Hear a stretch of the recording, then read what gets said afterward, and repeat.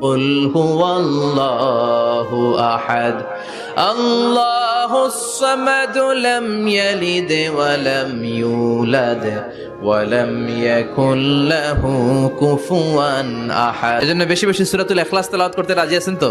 ইনশাআল্লাহ। মনে থাকবে?